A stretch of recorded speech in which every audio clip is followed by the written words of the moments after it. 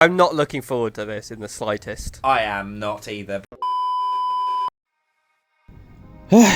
Jujur, ini video yang paling gua nggak tunggu-tunggu ya, karena ini akan menjadi video dimana kalian semua bisa merosting gua habis-habisan. Dan ya, mungkin kalian pasti nunggu-nunggu ya, tapi kalau gua asli kalau bisa skip aja nih video. Tapi anyway, seperti biasa tradisi di channel ini setiap akhir musim, gua akan react ke prediksi F1 2025 yang udah gua buat di awal tahun sebelum musim dimulai.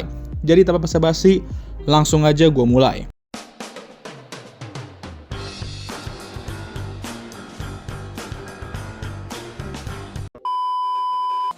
Oke, kita nanti bakal ada bener dan salah countnya ya, dan mungkin nanti ada beberapa yang gua kasih setengah poin kalau emang benernya cuma setengah-setengah. Ya gitulah kurang lebih. Jadi let's go, kita putar tuh video prediksi Jahanam itu ya. Kita prediksi juara beberapa feeder series dulu ya. Untuk F1 Academy, gue dengan PD kali ini akan bilang Dorian Pan akan menjadi juara di musim keduanya. Anyway, gue akan pilih tim Tremnitz, pembalap junior Red Bull yang akan menjadi juara F3 musim ini. Akan kembali memilih Victor Martins yang juara, walaupun dah nggak di backing sama Academy. Ya, juara feeder series saya cuma bener satu ya, Dorian yang gacor bisa mengalahkan Maivek di Las Vegas untuk gelar itu. Tim Tremnitz ada harapan di awal musim, tapi siapa sangka sang rookie Rafael Camara yang juara dan malah tim kemungkinan nggak akan lanjut ke F2 musim depan. Dan Victor Martins ya gitu deh. Kebanyakan atraksi kayak biasa ya. Charles Leclerc is champion of the world. Yep, Charles Leclerc for the 2025 F1 World Driver Championship. Nah, akan meraih beberapa kemenangan musim ini, namun head-to-head dia di quali dengan Charles akan sedikit underwhelming musim ini. Dan mereka juga akan juara constructor musim ini. Jadi, seperti yang gue bilang, ini akan menjadi musimnya Ferrari. Ya, I know. Bahkan di podcastnya Bram aja pas awal tahun gue dengan PD-nya ngomong hal yang sama. Dan yep, dia pun gue yakin udah guling-guling di kasurnya. Ketawa dia pasti ya dengan prediksi ini. Udah gitu gue juga prediksi Ferrari WCC pula ya kan. Dan itu aja udah makin combo salahnya. Dan untuk Lewis, gue bener satu sih dimana head-to-head quali dengan Charles tuh underwhelming musim ini. Tapi ya jangankan menang, podium aja nggak dapet bro. Ya bukan awal yang baik tentunya ya. Tapi oke lah, nggak apa-apa. Seperti teori Saipul 2024, pede aja dulu kalau prediksi walaupun bakal melontong juga. Oke, kita lanjut dulu ke prediksi berikutnya. Menjadi title rival Charles musim ini dan meneruskan apa yang dia lakukan di 2024 dan gagal juga waktu itu dia lakukan di 2024. Musim ini gue expect dia memperbaiki kelemahan-kelemahan dia di 2024. McLaren akan menjadi title rival Ferrari juga di Constructor. Nah, ini gue kasih setengah poinnya, jadi setengah bener setengah salah. Lando emang jadi title contender musim ini, tapi bukan lawan Charles ya, seperti yang kita tahu. Dan hal yang sama juga berlaku ke prediksi McLaren versus Ferrari part 2 itu. Bukan McLaren versus Ferrari, tapi ini malah McLaren versus Papaya Rules.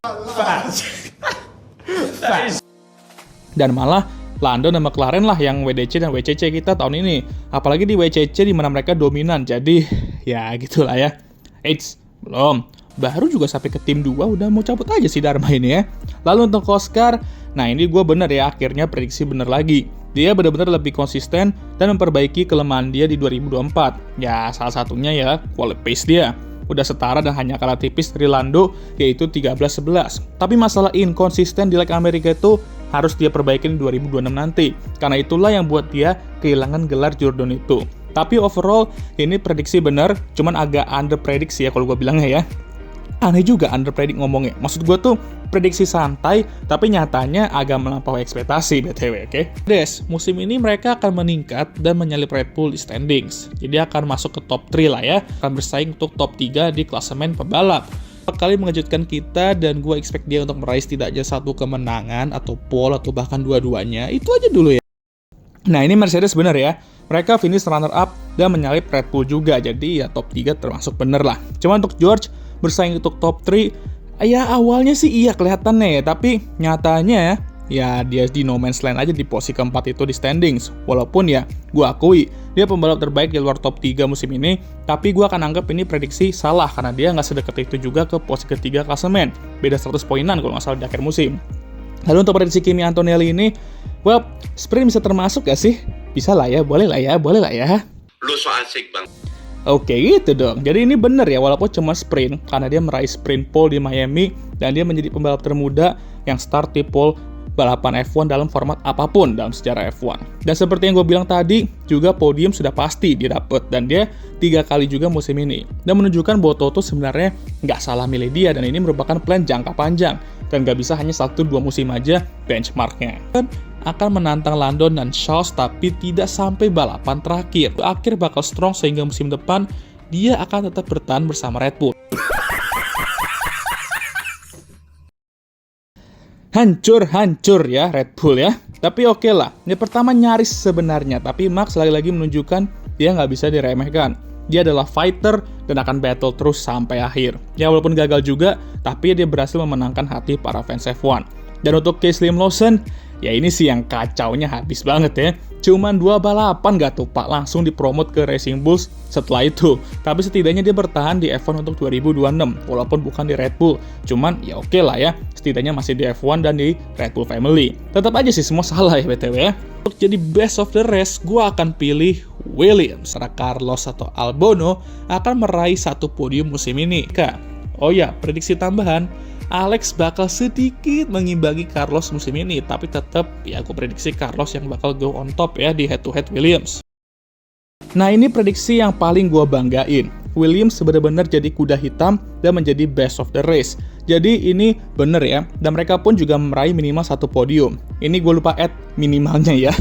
Jadi tetap kayak itu bener lah, itu bener kok, gue nggak bohong situ. Yeah, sure, whatever, I don't care. Bangga lah melihat progres tim ini, di mana mereka tuh udah bisa bersaing di zona papan tengah atas, merepotkan Ferrari beberapa kali, dan meraih 2 podium. Udah finish dengan jumlah poin terbanyak mereka di F1 sejak 2016, jadi gacor banget. Untuk prediksi yang soal persaingan kedua pembalap, nah ini nih yang salah. Walaupun, bener, Albon ngasih perlawanan berat banget. Tapi gue prediksi Carlos yang on top, walaupun nyaris sih di akhir musim karena poin mereka udah ketat sebenarnya. Cuman ini salah ya karena Albon yang di atas. Jadi ya udahlah. Udah berapa banner salah nih BTW? Nantilah kalian sendiri ya di atas kiri atau atas kanan, nggak tahu ntar gue itu di mana ya. Kalau nggak salah sih salahnya masih lebih banyak ini. Kali solid di papan tengah musim ini dan menjadi rival terdekat Williams dan Pierre akan kembali di performa 2021 dan 2024 akhir dia. F1. Yes. Franco akan menggantikan Jack di suatu titik musim ini, entah itu 6 balapan setelah pertama itu atau apa nggak tahu lah ya. Ya jujur ya, habitat yang gue maksud itu sebenarnya papan tengah kayak biasa ya, bukan juru kunci BTW, jadi itu salah. Lalu untuk Pierre kembali solid itu ya sebenarnya bener ya. Orang dia yang nge-carry tim ini walaupun gak sesolid yang gue harapkan. Jadi ini kebalikan dari prediksi Oscar tadi. Kalau yang ini dia solid tapi lebih ke over predict ya, kayak gak sesolid yang gue harapin gitu. Sewelah. Lalu untuk prediksi Franco ke Jack, ya ini mah gue rasa udah fix lah ya, slam dunk aja. Anak TK pun gue rasa juga pasti akan prediksi ini saking obviousnya. Jadi ini emang udah slam dunk prediksi auto checklist karena ibarat nunggu bomnya meledak aja. Oke, main untuk Alpine, 2 bener 1 salah. Wis, udah mulai pick up the pace ini ya. Benernya udah lumayan banyak nih, tapi slow, masih ada setengahnya lagi, sabar dulu dar. Pas, musim ini mereka akan kembali solid seperti 2024 juga. Kedua pembalap mereka tuh bakal bekerja sama dengan baik di 2025. Esteban bakal tetap mengalahkan Oli musim ini, tapi di akhir-akhir expect Oli yang bakal mulai merepotkannya. Nah, Haas benar-benar kembali memasak dan mencetak rekor musim ini, di mana mereka meraih jumlah poin terbanyak dalam sejarah F1 mereka. Walaupun secara peringkat cuman posisi ke-8, tapi itu nunjukin betapa ketatnya persaingan papan tengah di F1 musim ini.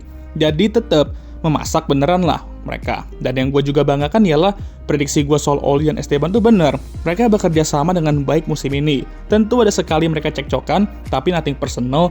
Dan salahnya ialah Esteban tuh unggul di atas Oli. Walaupun soal Oli merepotkan di paruh musim kedua tuh sebenarnya bener. Tapi ya inti prediksinya kan tetap yang Esteban tuh di atas Oli. Dan itu salah. Cukup mengejutkan juga melihat progres Oli tuh bisa serapit itu. Tapi lebih mengejutkannya lagi melihat Esteban yang musim ini tuh adem ayem. Lucu juga, adem ayem aja dicurigain ya. Ya itulah definisi diam-diam menghanyutkan. Ini tim yang gue prediksi akan menjadi salah satu tim yang mundur ke belakang musim ini. Namun gue expect sering berjalannya waktu, kali ini mereka bakal ngedevelop dan improve sedikit. Cuma satu prediksi aja ya untuk Aston ya BTW, dengan tambahan penjelasan sedikit bahwa mereka akan menurun, namun bakal develop mobil mereka seiring berjalannya musim, dimana itu benar. Awalnya mobil mereka tuh ya agak lontong dikit ya, bukan lontong dikit, lontong banget malah. Mana Lance lah yang nge-carry tim ini dengan mencetak poin-poin krusial itu. Dan Nando ketika mobilnya udah lumayan, bisa tuh berpeluang cetak poin, tapi ada aja atraksi yang entah itu DNF, crash, apalah ya udah kayak vintage Fernando Alonso, bad luck terus gitu. Tapi ini prediksi simple dan ternyata benar, jadi ya lumayan simple. Prediksi gue bener ya.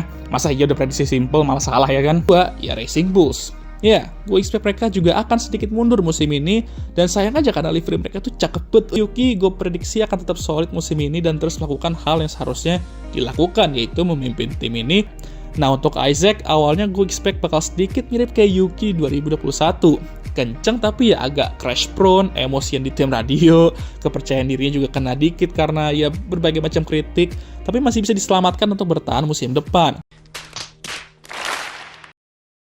Nah, kacau habis nih ya.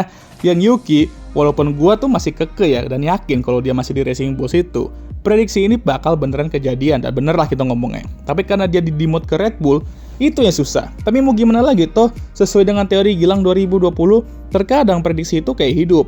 Bener ya bener, salah ya salah. Tapi ada saatnya alur itu melenceng sebelum itu bisa ditentukan bener atau salahnya. Dan inilah contohnya ya kan.